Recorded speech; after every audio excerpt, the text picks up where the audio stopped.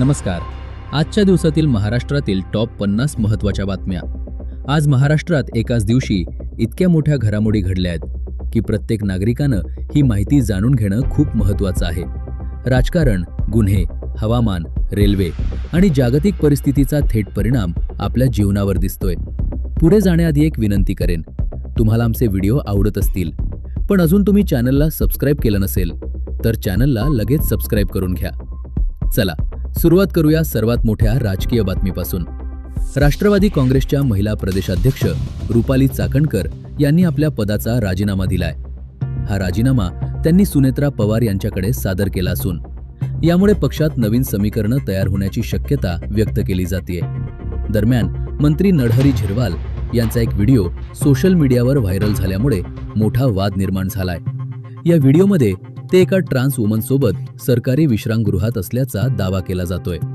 विरोधकांनी या प्रकरणावर तीव्र प्रतिक्रिया दिली असून नैतिकतेचा प्रश्न उपस्थित केलाय. या प्रकरणाची सखोल चौकशी सुरू आहे. राजकारणात आणखी हालचाली दिसत आहेत. महाराष्ट्रात महायुती आणि महाविकास आघाडी यांच्यातील संघर्ष पुन्हा चर्चेत आलाय. देवेंद्र फडणवीस, एकनाथ शिंदे, उद्धव ठाकरे, राज ठाकरे आणि शरद पवार गट यांच्या भोवती राजकीय घडामोडी वेगानं फिरताना दिसत आहेत. विधानसभेच्या अर्थसंकल्पीय अधिवेशनाचे पडसाद अजूनही उमटताना दिसत आहेत. विविध मुद्द्यांवर सरकार आणि विरोधकांमध्ये जोरदार चर्चा सुरू आहे.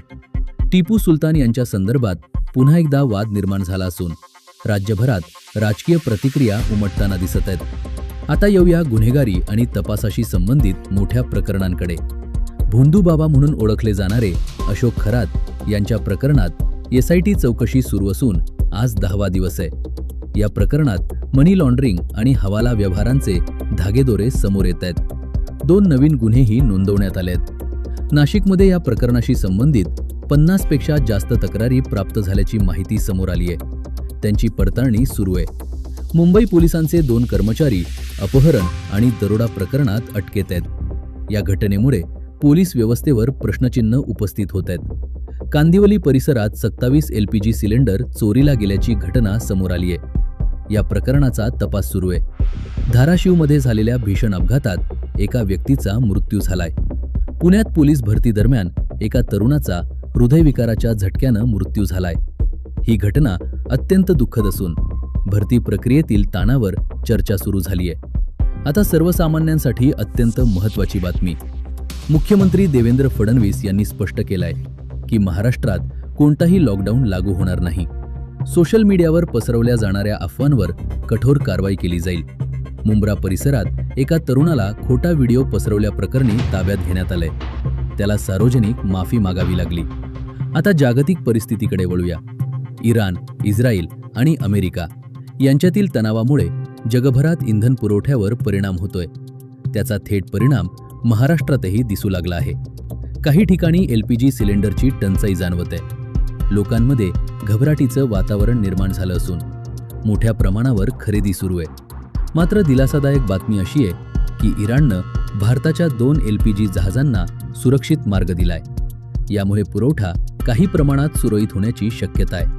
पेट्रोल पंपांवरही पोलीस बंदोबस्त वाढवण्यात आलाय. आता हवामान अपडेट. मुंबईत उष्णतेचा प्रचंड वाढलेला आहे. सांताक्रूजमध्ये तापमान 37 अंशांपेक्षा जास्त नोंदवलं गेलं आहे. मुंबई, रायगड, रत्नागिरी आणि सिंधुदुर्गमध्ये उष्ण आणि दमट वातावरण आहे. या भागांसाठी येलो अलर्ट जारी करण्यात आला आहे. पश्चिम महाराष्ट्रातही उष्णतेचा इशारा देण्यात आला आहे. नागरिकांना काळजी घेण्याचं आवाहन करण्यात आलं आहे. दरम्यान कणकवली भागात अवकाळी पाऊस आणि गारपीट झाली आहे. मुंबईतील हवेच्या गुणवत्तेत चढउतार दिसत आहेत. आता वाहतूक आणि पायाभूत सुविधांकडे वळूया. पश्चिम रेल्वेवर 21 तासांचा मेगा ब्लॉक सुरू झाला आहे. आज 45 गाड्या रद्द करण्यात आल्या आहेत. काही विशेष गाड्या चालवण्यात येत आहेत. मुंबई लोकल सेवेत मोठा परिणाम झाला असून प्रवाशांना अडचणींचा सामना करावा लागत आहे. पुण्यातील विश्रांतवाडी फ्लायओव्हर प्रकल्प पावसामुळे उशिरा पूर्ण होण्याची शक्यता आहे. स्वारगेट बस स्थानकातील CCTV प्रकल्पातही विलंब होत असल्याची माहिती आहे. PCMCचा अर्थसंकल्प आणि स्थानिक विकास कामांवर चर्चा सुरू आहे. कचरा व्यवस्थापन आणि भटक्या कुत्र्यांच्या समस्यांवरही सभागृहात प्रश्न उपस्थित झाले आहेत. कोल्हापूर आणि पश्चिम महाराष्ट्रात अतिक्रमण करणाऱ्या शेतकऱ्यांवर कडक कारवाईचा इशारा देण्यात आला आहे. 5 वर्षांसाठी शासकीय सुविधा बंद करण्याचा निर्णय घेण्यात येऊ शकतो. दरम्यान IPL 2026च्या पार्श्वभूमीवर राज्यात उत्साहाचं वातावरण आहे. रामनवमी नुकतीच पार पडली असून राज्यभरात विविध कार्यक्रम आयोजित करण्यात आले होते. सरकारी सुट्ट्यांची यादी आणि आगामी सणांच्या तयारीबाबतही चर्चा सुरू आहे. विविध न्यूज चॅनल्स आणि माध्यमांमध्ये या सर्व घडामोडींचं सतत अपडेट दिलं जात आहे. एकंदरीत पाहिलं तर राजकारणातील बदल, गुन्हेगारी प्रकरणं, उष्णतेचा वाढता प्रभाव आणि जागतिक तणावाचा स्थानिक परिणाम, महाराष्ट्रासाठी हा काळ अत्यंत महत्त्वाचा ठरत आहे.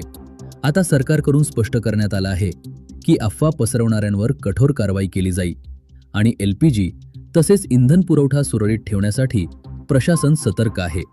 काही प्रकरणांमध्ये अधिकृत माहितीची प्रतीक्षा आहे. तुम्हाला काय वाटतं या सर्व परिस्थितीबद्दल? तुमचं मत कॉमेंटमध्ये नक्की सांगा आणि अशाच ताज्या, सोप्या आणि विश्वासार्ह बातम्यांसाठी चॅनलला सबस्क्राईब करा. धन्यवाद.